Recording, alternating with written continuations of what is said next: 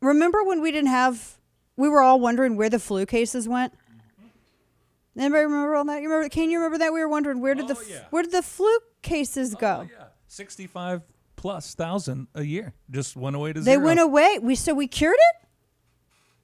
Wow, we solved the flu. Oh, or maybe it's because a lot of the stuff that we were testing for as it relates to the SARS-CoV-2, the lab test couldn't differentiate between the coronavirus, detecting coronavirus with the PCR test, and influenza. I'm not just saying this. It's literally on the CDC website today. Yay. So the reason that we seemed to have no flu cases is because of that PCR diagnostic panel where apparently they were not able to differentiate between the coronavirus and the flu. Well, because they didn't want to. I mean, we talked about this the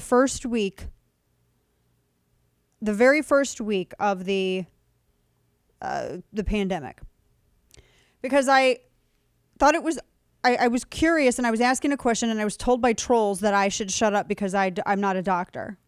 And I'm like, okay, well, I'm just, I have my observation was this, and you remember, Kane, we talked about this.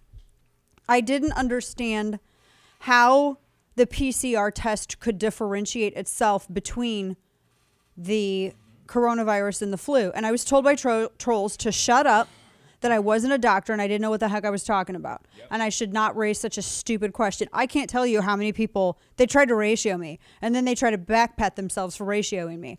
But I was asking a question. You can't even ask an academically based question anymore, because this is why everyone, I think, remains stupid, or some people want to remain stupid because you're shamed even for trying to get the right answer.